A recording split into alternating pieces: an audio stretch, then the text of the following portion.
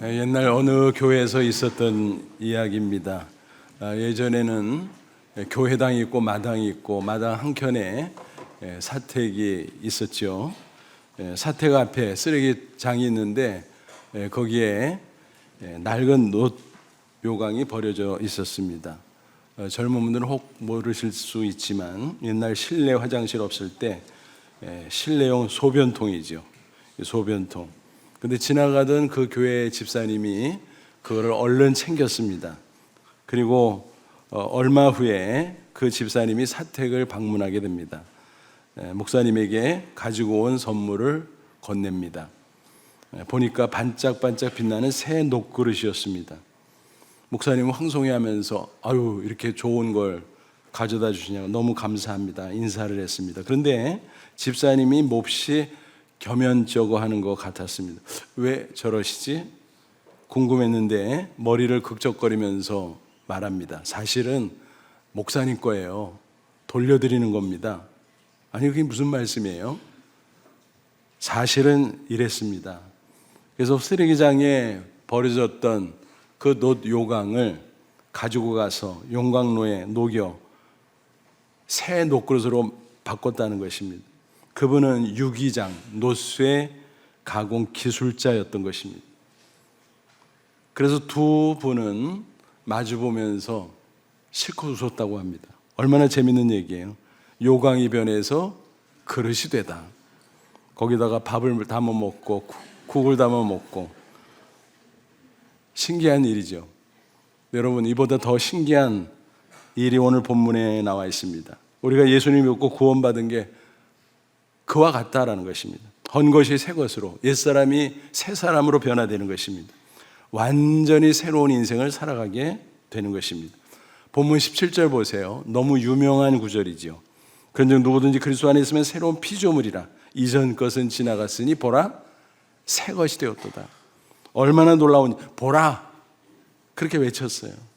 완전히 새 것이 되었다. 그러면서 새로운 피조물 어떻게 해요? 그리스도 안에 있으면. 여기서 그리스도 안에라는 표현이 굉장히 중요하죠. In Christ, 헬라 원어로 en Christo.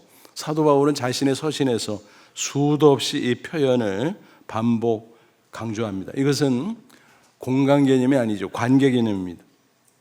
예수 그리스도를 믿음으로 영적인 연합 관계가 형성됐다라는 것입니다. 이런 관계를 설명해 주는 비유가 성경에 여러 군데 나옵니다. 결혼 비유. 그래서 신랑과 신부가 결혼하는 것처럼 하나님과 나, 예수님과 내가 영적으로 연합되어 있다라는 거죠. 또 포도나무와 가지 비유. 가지가 포도나무에 붙어 있어야 되잖아요. 우리가 영적으로 예수님께 붙어 있다라는 거죠. 또 감람나무 비유. 감람나무는 두 종류가 있어요. 열매를 맺는 참 감람나무, 맺지 못하는 돌 감람나무.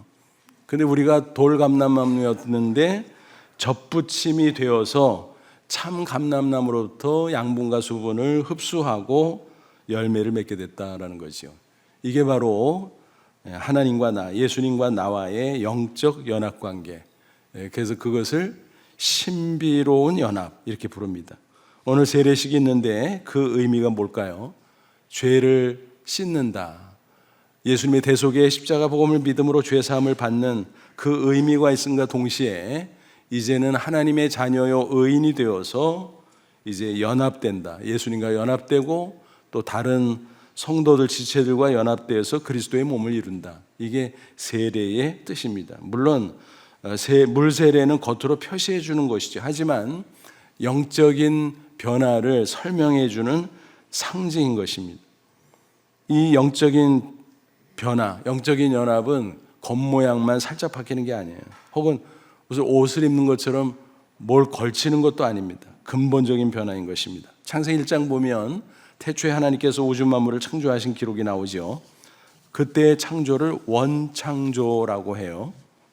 원래 창조.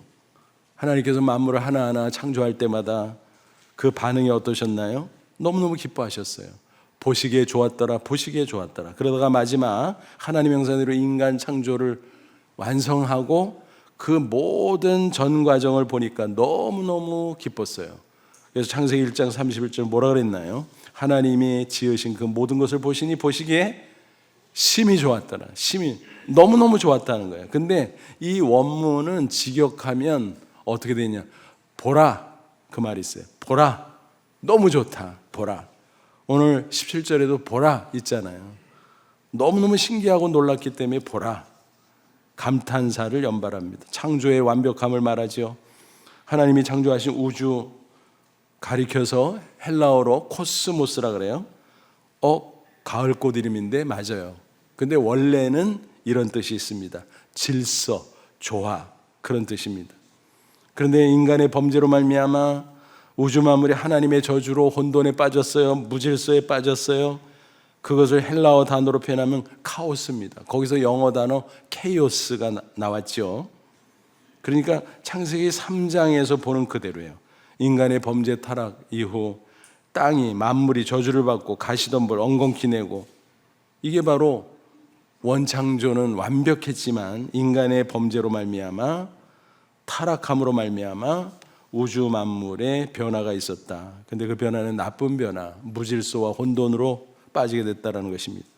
그런데 하나님의 아들 예수 그리스도가 이 땅에 오셔서 그것을 바로 잡으셨어요. 그게 구원이에요. 그래서 무질서 혼돈을 다시 질서와 또 조화로 회복시키는 것입니다. 그 가운데 우리 각자는 예수 그리스도 안에서 새 사람으로 변화되는 것입니다. 태초의 창조를 원창자로 갈 때 예수님의 십자가 대속의 은혜 가운데 성령으로 우리를 새롭게 변화시켜 주는 것을 재창조라고 말합니다. 그러니까 우리의 구원이 재창조라는 것이죠. 그래서 오늘 17절에 새로운 피조물, 재창조물이라고 말씀하고 있는 것입니다. 이런 재창조가 가능한 것은 뭐 때문인가요? 이미 말씀해 주신 예수님의 십자가 때문이에요. 21절 보세요. 하나님이 죄를 알지도 못하신 이 예수님이죠. 그를 우리를 대신하여 죄로 삼으신 것은 예수님은 하나님의 아들이지만 인간으로 오셨어요. 인간으로 오셨어도 죄가 없으신 의로운 분이죠. 근데 왜 십자가에 피 흘려 죽으셨나? 십자가는 사형틀이잖아요. 죄인이 아니면 그럴 일이 없죠. 그런데 어떻게 그랬나? 그러니까 당신 자신의 죄는 없지만 인류의 죄를 대신 짊어지고 대속의 피를 흘리셨다는 것입니다. 그걸 우리를 대신해서 죄로 삼으셨다라고 표현하고 있습니다. 그로써 우리로 하여금 그 안에서, 예수 안에서 하나님의 의가 되게 하려 함이라. 예수님의 그 대속의 은혜로 우리가 오직 믿음으로 죄사함을 받고 의롭다 하심을 얻었다, 의인이 되었다 라고 하는 것입니다. 말하자면 바꾸기, 교환을 하는 거예요. 우리의 죄를 예수님께 넘겨주고 예수님은 십자가에서 그걸 처리해 주시고 부활로서 확증하시고 또 예수님은 당신의 의를 우리에게 넘겨주셨습니다. 그래서 우리는 믿음의 의인이 됐다라는 것입니다. 성경은 재창조를 가리켜서 거듭난다라는 말로도 표현해요. 두 번째 탄생한다는 거죠. 육체가 탄생했는데 그거 말고 영혼은 죄로 말미암아 죽었다. 그러니까 육체는 멀쩡해도 영혼은 죽어 있는 거예요. 모든 인간이. 근데 그 죽은 영혼을 살려내는 거, 그게 두 번째 탄생, 거듭나는 것입니다. 요한복음 3장에 그런 이야기가 나오죠. 밤중에 니고데모가 예수님을 은밀하게 찾아왔어요. 니고데모는 어떤 사람이었을까요? 관원. 그 당시 이스라엘의 국회에 해당되는 산헤드린 공회 의원이었어요. 대단하죠? 그 사회의 최고 엘리트입니다. 또 박사였어요. 또 자세하게 나와 있지 않지만 부자였겠죠. 나이도 지긋했겠죠. 와, 그러면 뭐 다 이룬 사람 아닌가? 근데 밤중에 예수님을 은밀하게 찾아왔어? 멀쩡한 대낮을 제쳐두고. 왜 그랬을까요? 체면상. 왜냐하면 딴 사람이 볼 때는 완벽한 사람이거든요. 이 사람은 행복해, 불만족 없어, 공허 없어. 근데 정작 본인은 불만족스러운 거예요. 모든 걸 다 이룬 것 같은데 또 공허한 거예요. 모든 게 꽉 찬 것 같은데. 그게 인간의 문제다라는 것입니다. 육체를 온전하게 채워도 영혼을 채우지 못하면 공허한 것입니다. 그래서 인간의 딜레마는 뭡니까? 세상적으로 성공 못해도 문제, 성공하고 나서도 문제. 바로 영혼이 죄로 죽은 그 문제를 해결하지 못하면 그럴 수밖에 없다는 것입니다. 그래서 니고데모는 예수님의 소문을 듣고 와, 예수 그분이 혹시 메시아? 혹시 하나님의 아들? 그럼 그분 만나면 내 문제를 해결할 수 있을까 싶어서 망설이다가 낮에는 체면상 못 찾아가겠고 그래서 밤중에 불쑥 찾아갔다는 것입니다.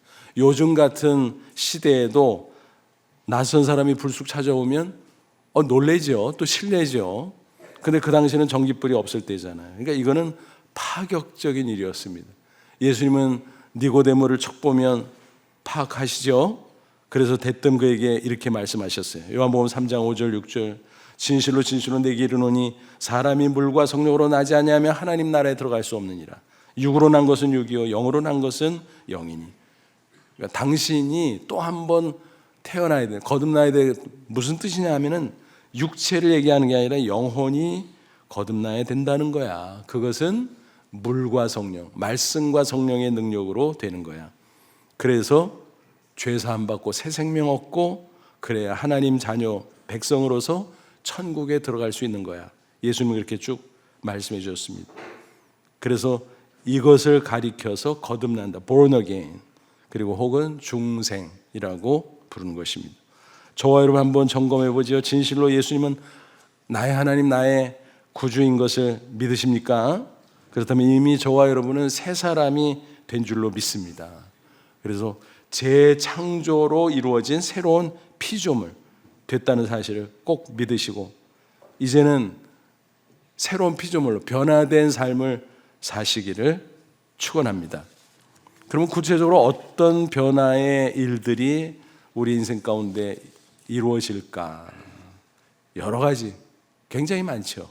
그중에 대표적인 세 가지만 함께 나눠보죠. 첫째는 신분의 변화. 새로운 피조물이 되면 신분이 변화됩니다. 두 번째는 인격과 삶이 변화됩니다. 그리고 세 번째는 인생 목적이 변화가 됩니다. 첫째는 뭐라 그랬나요? 신분의 변화죠. 예수님을 믿으면 마치 결혼한 것 같이 신분이 격상돼요. 예를 들어서 에스더는 이스라엘 포로 소녀였잖아요. 그런데 바벨론이 망하고 새로 들어선 바사 페르시아 제국의 왕과 결혼하니까 뭐가 됐어요? 왕비가 되잖아요. 그래서 결혼은 신분 격상의 기회가 될 수 있어요. 우리도 마찬가지예요. 영적으로 우리가 새로운 피조물이 됐다는 것은 뭘까요? 그리스도 안에서 하나님과 결혼했다는 얘기예요. 예수님과 결혼했다는 얘기예요. 그래서 우리가 하나님의 자녀요 천국 백성으로 신분이 격상됐다는 것입니다. 이제는 죄인이 아니에요. 의인이에요. 이제는 진노의 자녀가 아니라 하나님의 축복의 자녀가 된 것입니다. 요한복음 1장 12절 유명한 구절이죠. 영접하는 자 곧 그 이름 예수의 이름을 믿는 자, 예수라는 이름은 구원자죠. 구원자. 그것을 믿는 자들이 하나님의 자녀가 되는 권세를 주었으니 여기서 권세는 신분에 따른 특권을 가리켜요. 그러니까 예수 그리스도 안에서 새로운 피조물이 되면 하나님의 자녀의 특권을 가지게 된다. 신분의 변화가 있다는 것입니다. 미국의 석유왕 존 록펠러의 에피소드. 그는 당대 세계 최고의 부자였습니다. 또 후년에 그가 완전히 새 사람으로 변화돼서 많은 자선사업과 선교사업을 한 것으로 유명하죠. 그가 하루는 어느 호텔에 들어갔어요. 투숙하려고. 카운터에 딱 서니까 지배인이 얼른 알아보고 아이고 회장님 어떻게 저희 호텔에 오셨습니까? 방 하나 주시오. 근데 뭐라고 말하는 거 하면은 제일 싼 방 하나 주세요. 지배인이 난처했어요. 야, 이 큰 부자 회장이 제일 싸구려 방을 달라고? 근데 더 난처했던 것은 그때 그 호텔에 아들이 투숙하고 있었던 거예요. 그래서 난처한 표정으로 할 수 없이 얘기했습니다. 회장님 사실 아드님이 이 호텔에 투숙하고 있거든요. 제일 비싼 방이에요. 얼마짜린데? 5,000불이요. 제일 싼 방은 33불이요. 33불짜리 줘 나는. 아유 어떻게 그럽니까 회장님. 아드님이 그렇게 비싼 방에서 묵는데. 내 말 좀 들어봐요. 내 아들은 아버지가 부자잖아. 부자. 그러니까 그렇게 비싼 방들. 나는 아버지가 가난뱅이거든. 그러니까 33달러짜리도 과분하지. 그러니까 딴소리 하지 말고 얼른 주시오. 흥미로운 에피소드지요. 그런데 그 안에 교훈이 있습니다. 아버지가 부자면 아들이 수지 맞는다. 그죠? 육적으로 그렇지만 영적으로 진짜 그렇죠. 우리가 예수 그리스도의 새로운 피조물 하나님을 아버지로 모시면 가장 큰 특권을 받는 줄로 믿습니다. 그것을 단적으로 설명해 주는 말씀이 있어요. 로마서 8장 15, 16절 너희는 다시 무수하는 종의 영을 받지 아니하고 마귀의 영 받지 않았다 말이에요. 마귀는 억압하고 두려움을 줘요. 근데 우리는 양자영 성령을 받았기 때문에 하나님의 자녀 삼고 우리가 하나님의 자녀인 것을 가르쳐줘요. 그래서 우리가 아빠 아버지라고 부르짖느니라. 성령이 친히 우리 영과 더불어 우리가 하나님의 자녀인 것을 증언하시나니. 그래서 성령 안에서 거듭나고 새로운 피조물 되면 저절로 하나님을 아버지라고 불러요. 심지어는 아빠라고 부르는데 부르짖다라는 동사를 일부러 썼어요. 바울이. 무슨 소리일까요? 너무너무 기쁘고 감격스러워 아빠 하고 부르는 거예요. 아이들이 그럴 때 있잖아요. 그만큼 하나님을 친근하게 모시고 사는 하나님의 자녀가 됐다는 것입니다. 그러니까 어떻게 돼요? 하나님이 자녀된 우리를 책임져 줍니다. 천국 갈 때까지 이 세상은 광야예요. 많은 어려움과 문제들이 있어요. 하지만 그 가운데 보호해 주세요. 갈 길 몰라 방황할 때 인도해 주세요. 어려운 일 당할 때 도와주세요. 또 건져주세요. 결국 승리케 하신다는 거예요. 그렇게 살다 이 세상 떠날 때 저 영원한 천국으로 인도하시고 영접해 주실 줄로 믿습니다. 특별히 기도가 자녀된 자의 특권 중의 특권이라는 사실입니다. 험한 세상 살다 보면 얼마나 복잡하고 어려운 문제들이 있습니까? 그럴 때마다 혼자서 불가능하죠. 처리하기가. 두렵습니다. 답답합니다. 어떡하나 미래가 보이질 않아요. 하지만 우리에게 비장의 무기가 있는데 그게 바로 기도의 특권이라는 사실입니다. 예수님이 약속하셨어요. 요한복음 16장 24절 지금까지는 너희가 내 이름으로 아무것도 구하지 아니하였으나 구하라 그리하면 받으리니 너희 기쁨이 충만하리라. 예수님이 딱 약속했잖아요. 야, 내 이름으로 아버지께 기도해. 아버지가 들어줘. 예수님의 약속 붙잡고 기도의 특권을 누리시기를 축원합니다. 또 사도 요한은 이렇게 증거했어요. 요한일서 5장 14, 15절 그를 향하여 하나님은 우리의 가진 바 담대한 것이 것이니 영어 성경 confidence 큰 확신 그 기도에 대한 큰 확신 권리라는 거예요. 권리. 그의 뜻대로 무엇을 구하면 들으심이라 우리가 무엇이든지 구하는 바를 들으시는 줄을 안즉 우리가 그에게 구한 그것을 얻은 줄을 또한 아느니라. 우리가 육신적으로도 부모 자식 관계 보세요. 자식들이요 맡겨놓지도 않고 막 달래. 어떨 때 황당하죠. 자기네들이 뭘 언제 맡겨놨다고 지금까지 주기만 했구만. 그런데 자꾸 달라 그러지요. 그거 왜 그래요? 자녀의 특권이거든. 그건 뭐라고 할 게 없어요. 영적으로도 마찬가지. 우리가 뭐 하나님께 맡긴 거 있어요? 빈손 들고 왔지. 게다가 죄인으로 멸망할 수밖에 없었던 자인데 뭐 맡겨놓은 게 뭐가 있겠어요?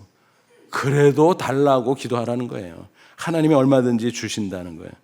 여러분 이게 기도의 특권인 줄로 믿습니다. 다시 한번 우리 자신을 점검할 수 있기를 바랍니다. 예수님은 하나님의 아들 나의 구주인 것을 분명히 믿으십니까? 그러면 아버지가 저와 여러분을 책임져 주실 줄로 믿습니다. 지금부터 영원까지 이 세상에서 저 천국까지 그리스도 안에서 새로운 피조물로서 복락을 누리시기를 축원합니다. 새로운 피조물 된 우리 그리스도인에게 나타난 두 번째 변화, 그것은 인격과 삶의 변화입니다. 여러분 사람이 변하는 게 참 어렵잖아요. 사람이 잘 안 변해요. 옛 습관 고치는 거 정말 어려워요. 생각, 언행 달라지지 않아요. 그게 고질적인 문제 아니겠습니까?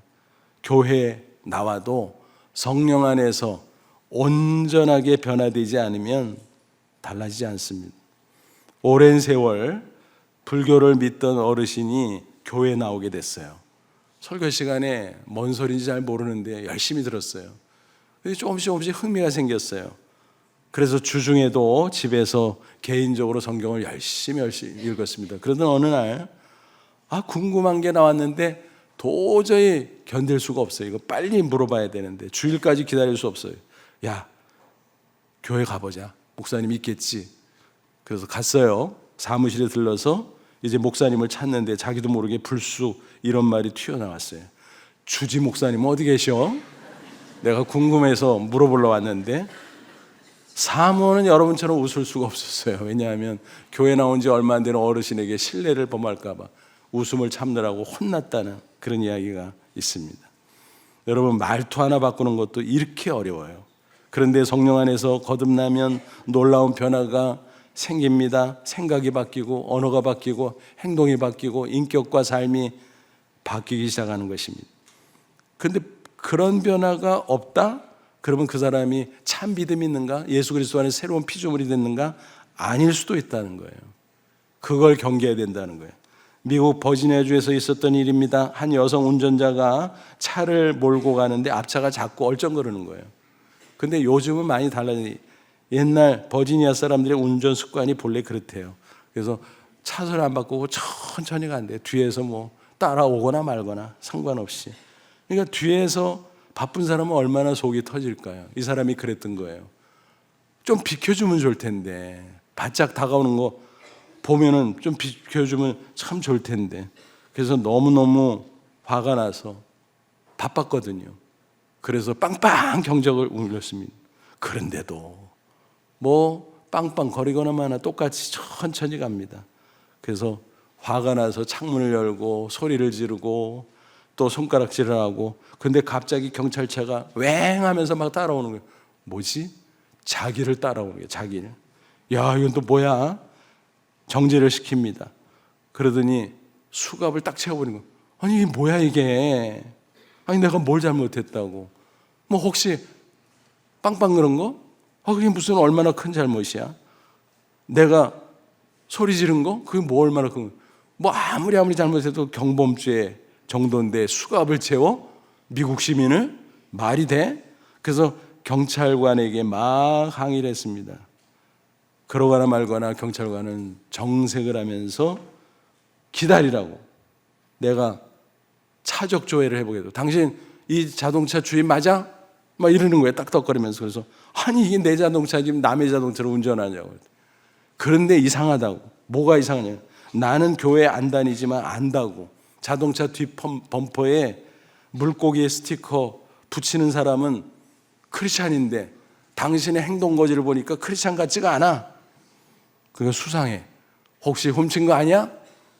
그랬다는 거예요. 물론 밝혀져 가지고 이제 풀려나기는 했지만 얼마나 황당했는지. 근데 가만히 생각해 보니까 맞아. 내가 크리스찬임네 하고 뒷범퍼에 물고기 표시는 달고 다닐 줄 알면서 내 행동 거지는, 내 인격은 엉망이었구나.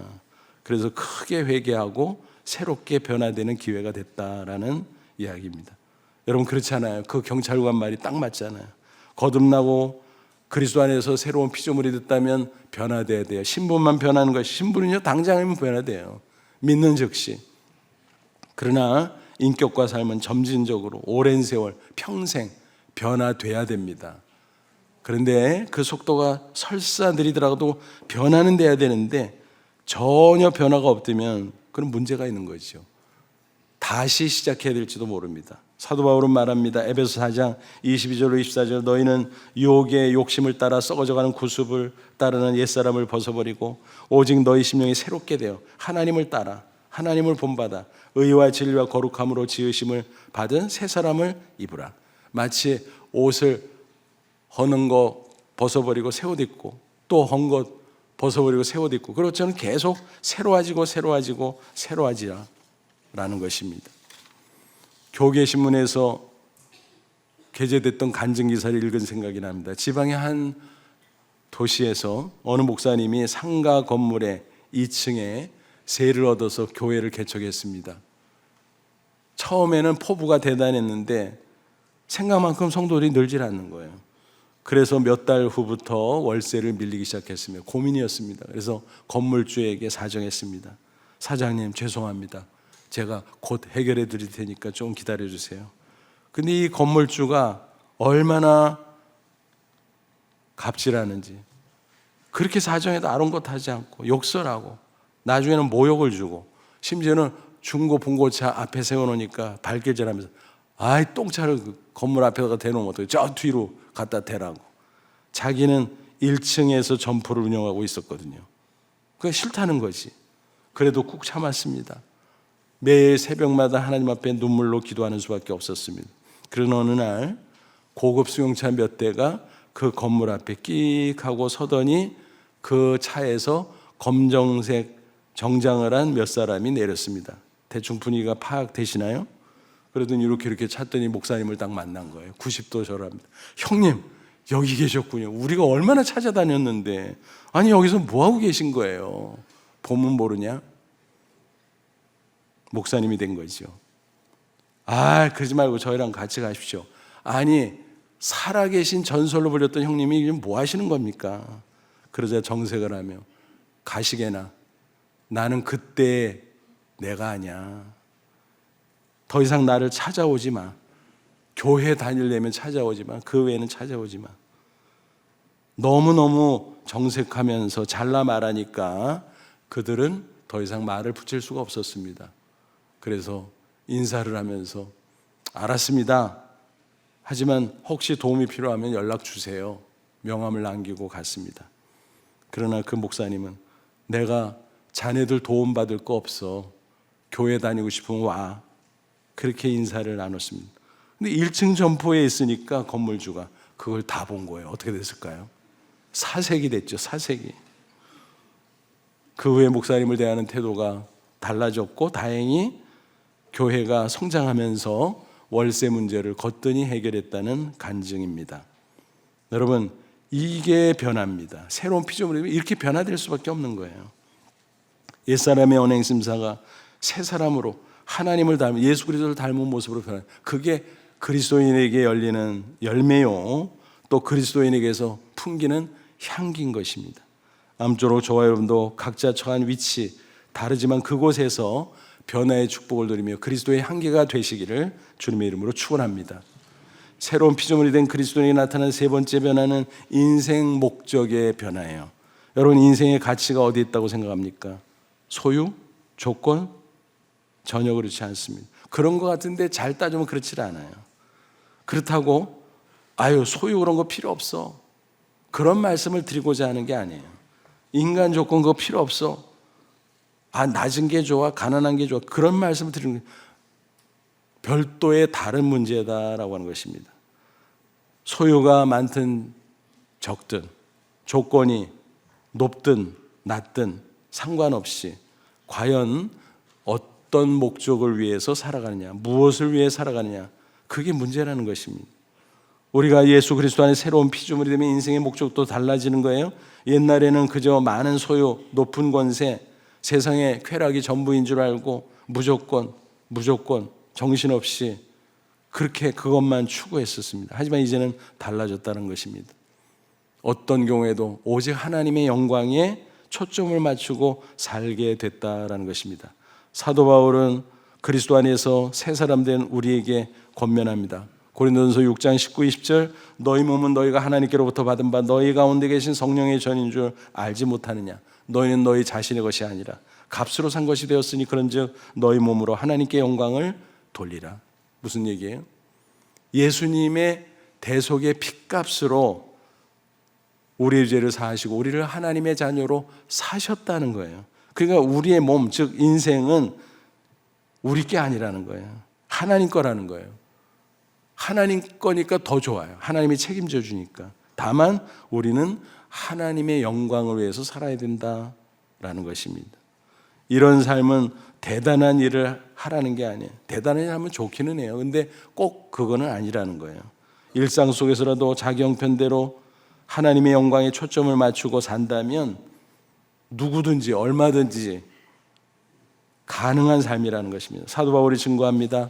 고린도전서 10장 31절, 그런즉 너희가 먹든지 마시든지 무엇을 하든지 다 하나님의 영광을 위하여 하라.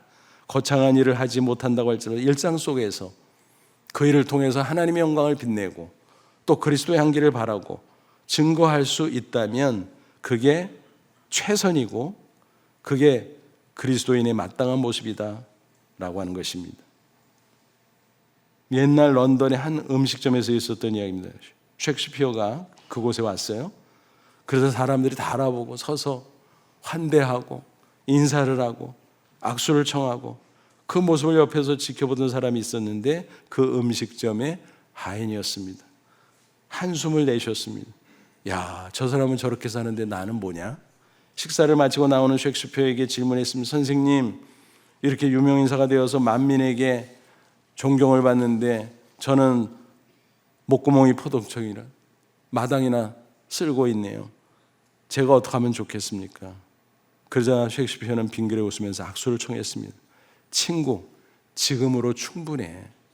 당신은 하나님이 창조하신 지구의 한 모퉁이를 깨끗하게 쓸고 있거든. 그렇게 말했습니다. 절묘한 이야기죠. 그렇습니다. 일의 경중이 중요한 게 아니라 일의 목적이 중요하다는 것입니다. 인생도 맞아요. 인생의 크기가 중요한 게 아니라 인생의 목적과 의미가 중요하다는 것입니다. 아무리 사소한 일을 한다고 할지라도 그 자리에서 하나님을 드러내고 다른 사람에게 하나님과 화해를 시킬 수 있다면, 복음은 화해를 시키거든요. 죄인이 의인이 되어서 하나님의 자녀가 되고 백성이 되고, 그 사명을 뭐라고 말씀합니까? 20절, 우리가 그리스도를 대신하여 사신이 되어 엠버셋, 뭐요? 대사, 천국의 대사. 하나님이 우리를 통하여 너희를 권면하는 것 같이 그리스도를 대신하여 간청하여 너희는 하나님과 화목하라. 그 역할을 할 수 있다면 있는 위치나 처지가 문제가 될 게 없다라는 것입니다. 스위스의 사상가인 카를 힐트가 이런 말을 남겼습니다. 생애 최고의 날은 인생의 사명을 발견한 날이다. 그러니까 부자가 돼서 기쁜 게 아니라 진짜 기쁜 거는, 또 출세해서 성공해서 기쁜 게 아니라 진짜 기쁜 거는 자신의 사명을 발견하기 때문이다라는, 방향을 잡았기 때문이죠. 목적을 잡았기 때문이죠.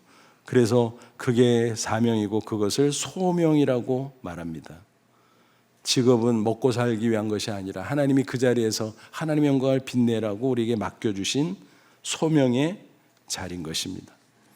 미국의 방송인 오프라 윈프리, 그는 세계에서 가장 영향력 있는 백인에 선정되기도 했었죠.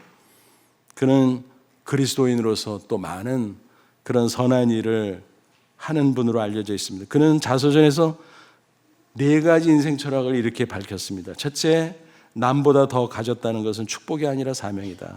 둘째, 남보다 아파하는 것이 있다면 그것은 고통이 아니라 사명이다. 셋째, 남보다 설레는 꿈이 있다면 그것은 망상이 아니라 사명이다. 넷째, 남보다 부담이 되는 어떤 것이 있다면 그것은 짐이 아니라 사명이다.